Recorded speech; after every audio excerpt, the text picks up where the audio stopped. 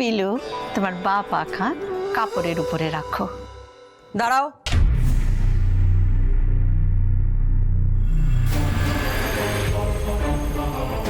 যে আমার মেয়ের এত বড় সর্বনাশ করে তার সাহস কি করে হয় বাড়িতে গৃহপ্রবেশ করবার?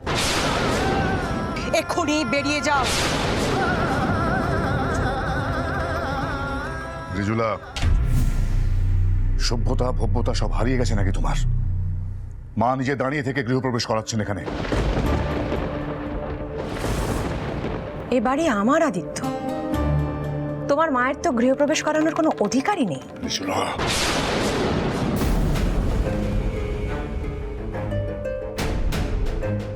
আর তোমারও নেই, কারণ এটা আমার বাবার বাড়ি আর আমার বাবার বাড়িতে তুমি থাকো।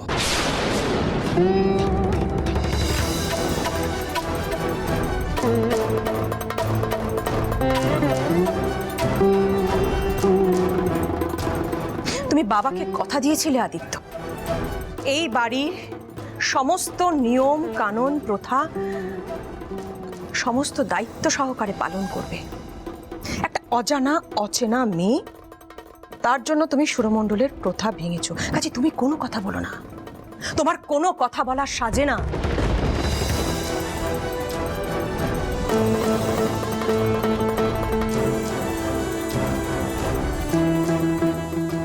আমি রিজুলা মুখোপাধ্যায়,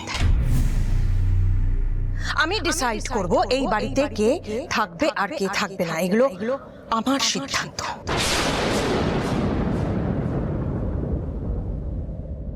চমৎকার চমৎকার বড় গিন্নি, চমৎকার। রিজুদি,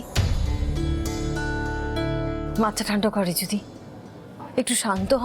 কাকে কি বলছিস তুই সোহিনী? বলছি যা হওয়ার তা তো হয়ে গিয়েছে। এখন এই কথাগুলো বলা তো কোনো অর্থ নেই। বলো, আমরা সবাই রঞ্জার জন্য। না উদয়, রঞ্জার জন্য আর তোমাদের প্লিজ কাউকে কিচ্ছু ভাবতে হবে না।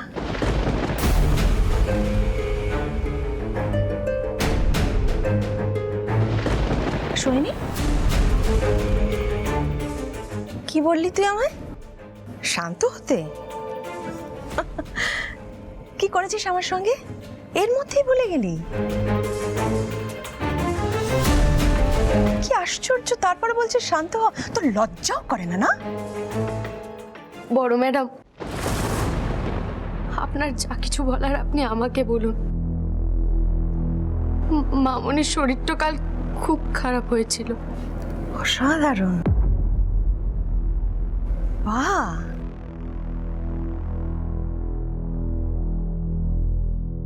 এর মধ্যেই বেশ হাত করে নিয়েছো তো শাশুড়িকে।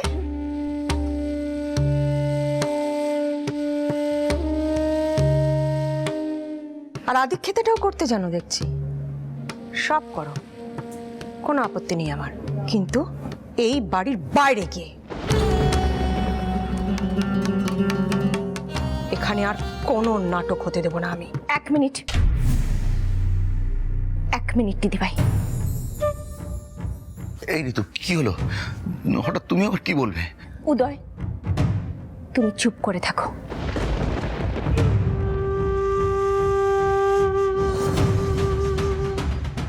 আজ আমার একটা কথা জানার আছে, কথাটা আমাকে জানতেই হবে আজ।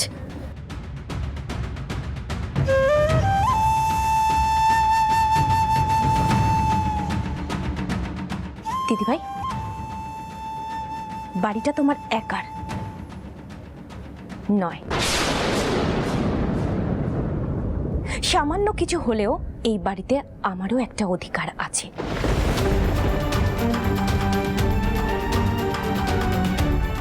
তুমি আইনতই বলো আর মানবিকতার খাতিরেই বলো, আমিও কিন্তু এই বাড়ির মেয়ে। তাই আজ আমাকে কিছু কথা বলার সুযোগ তোমাকে দিতেই হবে দিদিভাই।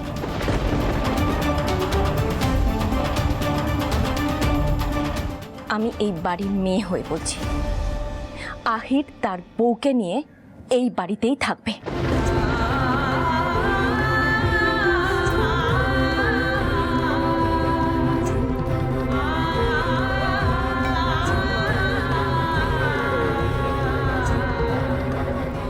সোহিনী, যা বউকে নিয়ে গৃহপ্রবেশ করা।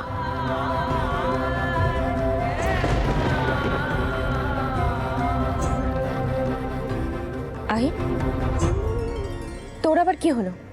মুখটা এরকম চুন করে দাঁড়িয়ে আছিস কেন? হ্যাঁ, অপরাধ করেছিস নাকি? আহির, একটা কথা মনে রাখ, তুই যা কিছু করেছিস আদিত্যদার সম্মান রক্ষার্থে করেছিস, আদিত্যদার সম্মান বাঁচানোর জন্য করেছিস। আর তোর আর পিলুর বিয়েটা হয়েছে ঈশ্বরের ইচ্ছায়।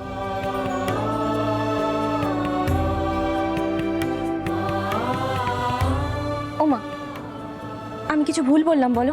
একদমই না, হক কথা কনের সাহস তোর আছে। মণিমা, মণিমা, তোমার যদি মনে হয়ে থাকে আমরা এই বাড়িতে থাকার যোগ্যতা হারিয়েছি, তাহলে হয়তো বাধ্য হয়ে আমি মাকে নিয়ে এই সুরমণ্ডল ছেড়ে বেরিয়ে যেতে হবে।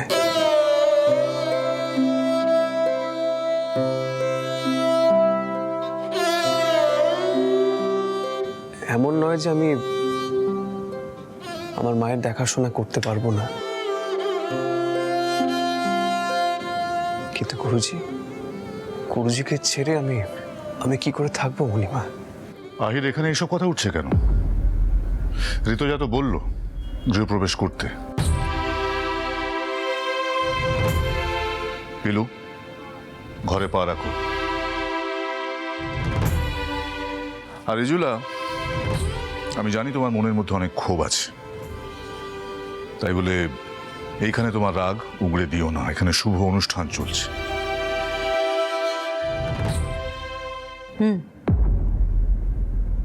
ঋতুর অধিকার আমি সত্যি কেড়ে নিতে পারি না, তাই আজ চুপ করে যাচ্ছি, কিন্তু এটা আমি ভুলবো না। এখানে যেন কেউ মনে না করে বিষয়টা এখানেই শেষ হয়ে গেল।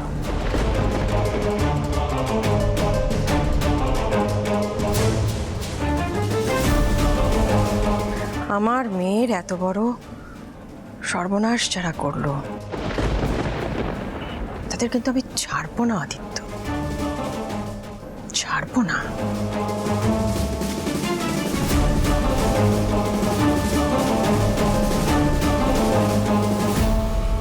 দরকার ছিল কথাগুলো বলার?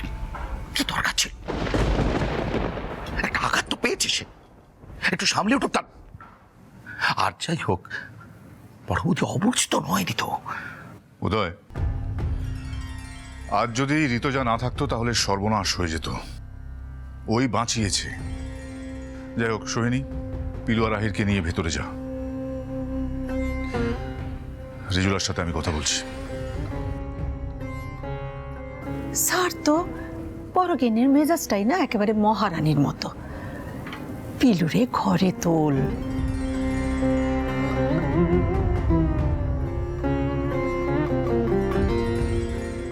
এসো পিলু।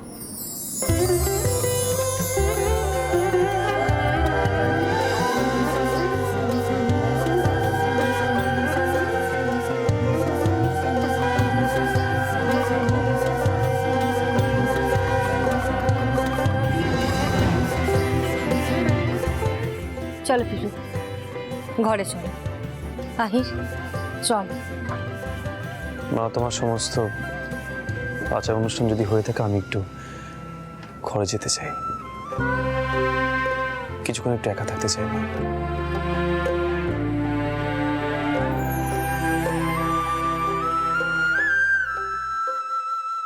কি হয়নি? আহিরকে একটু সময় দে। যা, পিলুকে নিয়ে তুই ঘরে যা। হ্যালো, মুখখানা গম্ভীর কেনে, মুখে হাসি নেই কেনে বটে?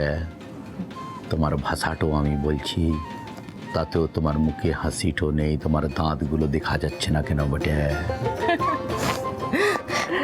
কাকা বাবু, আপনি পারেন, আমার জন্য আপনি আমার ভাষাটা বললেন আর আমার হাসি পাবে না, তা হয় নাকি?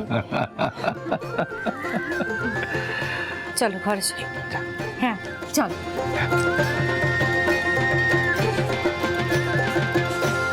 যা উদয় খারাই জানি এই তো তাই তো কই মাতা চণ্ডী চুপ কেন? মাতা চণ্ডী এবার জাগ্রত হয়েছে, কিন্তু তুমি আমারে 15 মিনিট সময় দিবা। আমি খাড়া খান বার করুন, তারপর উপরে গিয়া বড় গিন্নির গলাটা গাপ করে কাইটটা তোমার হাতে দিয়া দিব। ফাইজলাম রাখ তো, ফাইজলাম করবি না। বড় গিন্নি না এখন দাদার এগিয়া একেবারে দয়া দিতাছে। একটা কথা কইয়া দিলাম, বাড়াবাড়ি যদি করে তাহলে এই অন্নপূর্ণা মুখুজ্জেও কিন্তু দেখে দিব। এই বাড়িতে আমি থাউম, যা কইয়া দে গিয়া, কইয়া দে গিয়া এই বাড়িতে আমি থাকো। অনেকখান মিল আছে তোমার সঙ্গে, তোমার সাথে অনেকখান মিল আছে। এই জন্যে তুমি হইলে গিয়া ঋতুঝার শাশুড়ি, ঠিক আছে না? এখন বসো মা, তুমি এখানে একটু বসো। এই কি এই কি? ওম শান্তি নম শান্তি পরমং পদ সদা পশ্যন্তি সুরাত। এইখানে মুখস্থ আছে, আর নাই। এইটা বিয়া, এইটা তো যুদ্ধ। এই যে শিবনাথ, তোমরা সব এসে গেছো। আমাদের পিলুর গান শুনলে? কেমন গাইলো পিলু? হ্যাঁ, কি হলো তোমরা সব এত চুপচাপ কেন? পিলু ভালো আছে তো? খুড়া, চন্দননগরে অনেক কাণ্ড ঘটে গেছে বটে। আমরা যেদিন গান শুনতে গেছিলাম সেদিন তো শুনলাম আহির যে শুধুমাত্র তার গুরুজির যোগ্য শিষ্য তাই নয়, সে আমাদের ভাবি জামাতাও বটে। তাহলে সঙ্গে করে নিয়ে এলে না কেন তোমরা? ও বাবা, এখন কি হবে? এখানে যা হয়েছে ওরা তো কোনোদিন মেনে নেবে না সেটা। আমাদের কথাও তো পিলু শুনলো না। আচ্ছা, তোমরা কি পিলুর সাথে কথা বলেছিলে কিছু? খুড়া, আমরা কথাটা বলতে জামাই যেখানে থাকে সেখানে গিয়েছিলাম। সেখানে অনেক কাণ্ড ঘটে গেছে বটে। পণ্ডিতজি, আপনারই তো মেয়ের বিয়ে, দেখুন গেট সাজানো আছে। আর আমাদের কাছে পাকা খবর আছে যে আহির বসু মল্লিকের বিয়ে তো অনেক আগে হয়ে গেছে। সমস্ত ঘটনাটা সাজানো। দেখুন দিদিমণি, আমাদের মিথ্যাবাদী বলা বন্ধ করুন। কেন আমাদের গায়ের মেয়ে সর্বনষ্ট করে আর এখন এসব কথা বলছেন? বসো বসো। পণ্ডিতজি, আপনি মঞ্চ পড়ুন, এই বিয়েটা হতে দিন। আমি একটা গরিব মেয়েকে ঠকিয়েছি বলে সানাজুরি মানুষের আছে দাবিটা করছিলেন। আশা করি তারাও সন্তুষ্ট হয়েছেন। প্লিজ আপনারা আসুন এখন, প্লিজ। দিদিমণি, পিলু না খুব কাঁদছিল, আপনি একবার ফোনটা করে দেখেন না কেনে? না দিদিমণি, আপনি ফোনটা করতে যাবেন না। সেদিন অবস্থা একদম হাতের বাইরে চলে গেছিল দিদিমণি। বরং পিলুকে আগে ফোনটা করতে দেন না কেন? ওখানে অনেক ভালো লোকজন আছে বটে যারা পিলুর দিকটা বুঝবে। আপনি এত চিন্তা তো করবেন না দিদিমণি, ধীরাগমনের দিন তো পিলু আসবেই, তখন না হয় জামাইয়ের সঙ্গে কথাটা বলবেন। ও বজরংবলী, আমার মেয়েটাকে রক্ষা করো তুমি। ওকে যেন দুঃখ না পেতে হয় ঠাকুর, তুমি ওকে দেখো।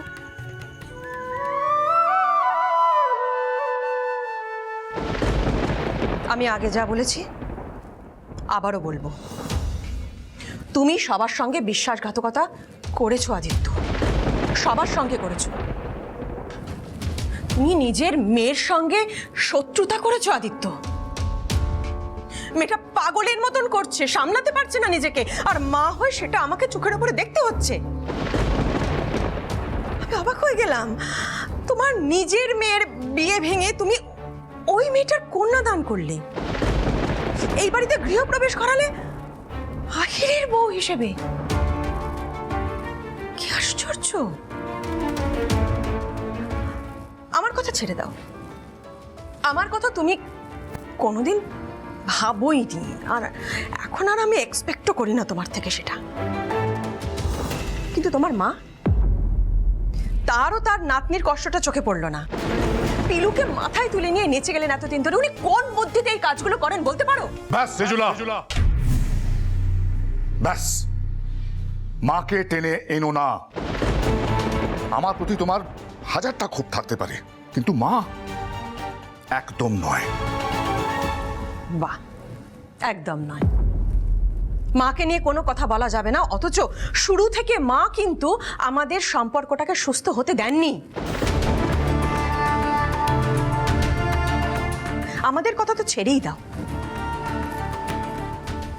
উনি রঞ্জাকে পর্যন্ত সহ্য করতে পারেন না আদিত্য, অথচ ওনার সম্বন্ধে কোনো কথা তোমাকে বলা যাবে না। আদিত্য, আমিও একজন মা, আর মা হয়ে কেন আমাকে চোখের ওপরে আমার মেয়ের ওপরে এই অন্যায়, এই অবিচারগুলো আমাকে কেন সহ্য করতে হবে বলতে পারো? আমি করব না, আর কেন করব তার উত্তর তোমাকে দিতে হবে। আমিও তো আশা করতে পারি যে কিছুটা হলেও তুমি আমাকে বুঝবে।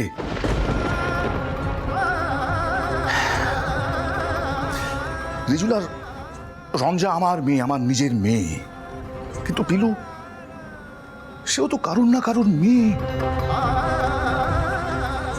ওর কি কোনো অধিকার থাকতে নেই? মামনি, আমি যখন প্রথমেই বাড়িতে গান গাইতে এসেছিলাম তখন তোমরা কত হাসি খুশি ছিলে, বাড়িতে পুজো হচ্ছিল, আর এখন কিনা সকলে আমার উপর রেগেটও আছেন। যা কিছু হয়ে গেল সব কিছুর জন্য কি আমি দায়ী মামনি? আমি সবার হাসিটা কেড়ে নিলাম? না পিলু, না, একদম এরকম ভাববে না। পিলু, তুমি তো গান গেয়ে সকলকে আনন্দ দাও, তোমার গান আমাদের ভালো লাগে, সবার মুখের হাসি তুমি ফিরিয়ে আনো পিলু, একদম এরকম করে ভাববে না। আর এখন তো তুমি আহিরের বউ, আহির নিজে থেকে তোমাকে বিয়ে করেছে, ওকে তো এখন তোমার পাশে থাকতেই হবে।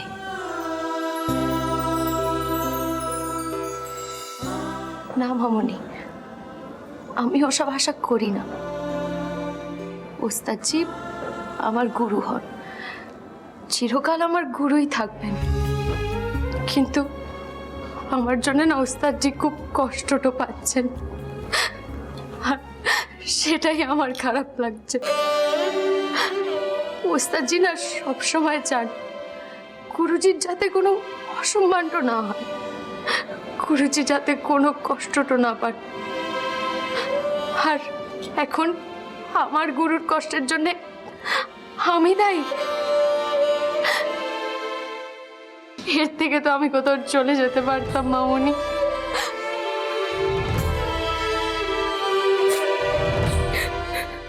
পিলু, আমি আমার নিজের সংসার ছেড়ে বেরিয়ে আসতে বাধ্য হয়েছিলাম, সংসারের সুখ কোনোদিনই পাইনি, কিন্তু আমি আমার ছেলের আর ছেলের বউয়ের জীবন আমার নিজের জীবনের মতো হতে দেব না।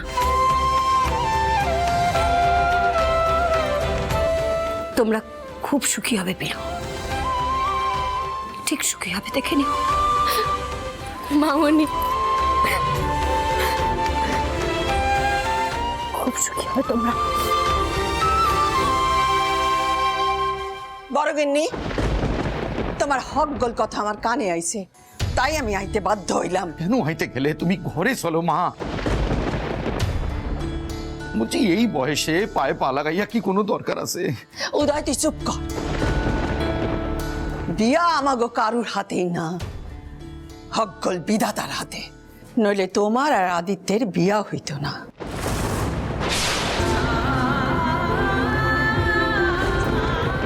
অন্য একজন থাকতো বউ হিসাবে আদিত্যের জীবনে।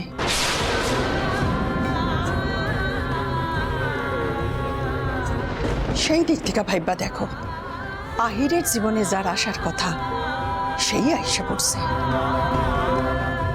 আমারে আর আমার পোলারে শুধু শুধু দোষী কইর না। আর রঞ্জা, সে আমার নিজের নাতনি,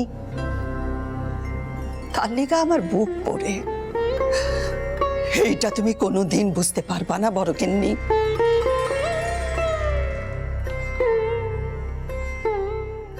মা, তুমি কি কইতাছো কত? তুমি কি একটা লঙ্কা কাণ্ড ঘটাইবা নাকি? একটা কথা আজ আপনাকে স্পষ্ট করে বলে দিই মা, এই বাড়িতে আহিরের বিয়ের কোনো আচার অনুষ্ঠান হবে না। তার কারণ আহির এ বাড়ির কেউ নয়, ও বসু মল্লিক পরিবারের ছেলে। হ্যাঁ, ওকে এবারের একজন করতে চেয়েছিলাম, কিন্তু হয়নি। কাজেই কোনো বাইরের লোকের বিয়ের আচার অনুষ্ঠান এ বাড়িতে হবে না। রেজুলা, মাকে বারণ করছো কেন? তোমার বাড়িতে কি মাকে তোমার হুকুম মতো থাকতে হবে? আরে দাদা করো কি তো বুঝি কথাখান কোথায় লইয়া যাইতাছো দাদা, ছেড়ে দাও না। ওদায় চুপ কর। আদিত্য, আমি একটা কথা কইয়া দিতাছি, আমি কাইলি পিলুর ভাত কাপড় আর বউ ভাতের অনুষ্ঠান করুম। সাইডে থাকলে বড় গিন্নি আমায় বাধা দিয়া দেখুন, আর যদি বাধা দেয় আমি কাইলি কাশি যাব। খোদায় ব্যবস্থা কইরা রাখিস।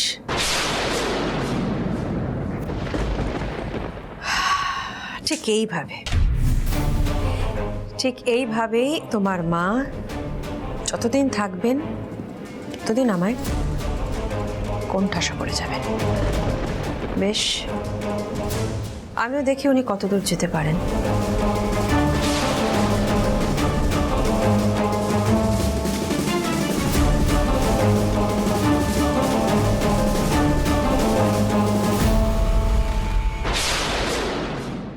মা, মা, আচ্ছা আমার ঠাম্মাম এত আচার অনুষ্ঠান কেন করছেন আমাকে একটু বলবে? হ্যাঁ, মনিমা এই সমস্ত কিছু পছন্দ করছেন না, উল্টে আমার জন্য গুরুজিকে কথা শুনতে হচ্ছে। থাক না মা, মা আমি তোমাকে আগে থেকে বলে দিচ্ছি, এই সমস্ত বউ ভাতে আচার অনুষ্ঠান এসব কিন্তু আমি কিচ্ছু করতে পারবো না। আর শোনো, এই সমস্ত কথাগুলো তুমি ঠাম্মামকে বুঝিয়ে বলবে। আমি? হ্যাঁ তুমি। আহির, সকলে মিলে এত অস্থির হয়ে কোনো লাভ আছে বলতো? মা আমার কিছু ভালো লাগছে না, মা কিচ্ছু ভালো লাগছে না। তোমরা কেন বুঝতে পারছো না? মনিমা ক্রমশ চড়ে যাচ্ছেন।